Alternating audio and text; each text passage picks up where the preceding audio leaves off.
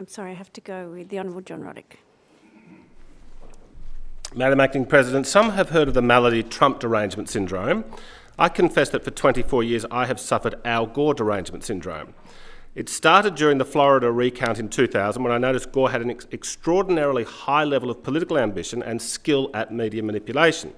I embarked on a study of Gore's life, reading multiple biographies and keeping a close eye on him in the media. I was convinced the world had not seen the end of Gore. Gore is one of the very few US presidents or vice presidents since World War II who has not written his memoirs. Now, he is a prolific author, but why no memoirs? Why would that be? Gore's life story is one of endless inconsistencies. When Gore first ran for president in 1988, he was anti-gay, pro-gun, pro-tobacco, supposedly a born-again Christian, and race-baited Jesse Jackson. Gore was the last of the Southern Democrats, the remnants of the old Confederacy. I became the pub bore, 2 beers in, and I couldn't stop warning friends. I don't know what Gore is up to, but believe me, he's planning a comeback and you'll notice it.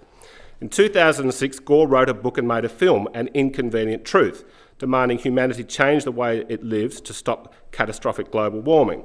By this time, President Bush was deeply unpopular because of Iraq, so the press clamoured to agree with anything the anti-Bush said. Whatever Gore said, the corporate press uncritically lapped it up and weak minds fell for a Chicken Little narrative. The world went into a hysteria. Almost everyone fell for Gore's apocalyptic global warming predictions. He won an Oscar and a Nobel Prize. He was elevated to the ranks of a Gandhi or a Mandela. Along the way, Gore enriched himself immensely.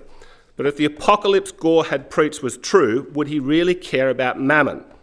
But the oceans didn't rise, the polar caps didn't melt, and the temperature remained stable. So Gore quickly rebadged global warming as climate change, the fits-all explanation for any weather conditions. Last year, this Parliament foolishly passed the Net Zero Carbon Act. Myself and 1 or 2 others spoke against, and I spoke about Gore as the great deceiver of this generation. Soon after, a filmmaker, Joel Gilbert from California, reached out to say he enjoyed the speech and mentioned he had once worked for Gore. We got chatting and I sent him some articles I'd written about Gore for Australia's finest journal, The Spectator. I then suggested to Mr. Gilbert, the world needs a film exposing the true life story of Gore and the truth about how someone with no standing to teach science has tricked the world. Mr. Gilbert has spent most of this year flying around America, researching archives and doing a far deeper dive into the life of Gore than I could have managed down under. I'm pleased to report that Director Gilbert's film is complete. He has made a beyond compelling case that Gore based his climate science on scientific fraud and rampant plagiarism. The film is called The Climate According to AI Al Gore. The world premiere will be in Brisbane on the 3rd of October at the Elizabeth Picture Theatre. I want to thank Andrew Cooper and his team at CPAC for hosting the film's world premiere.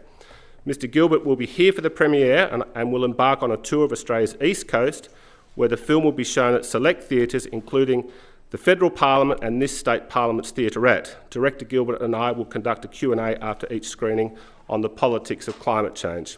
I urge all Australians to come out to watch this film in person.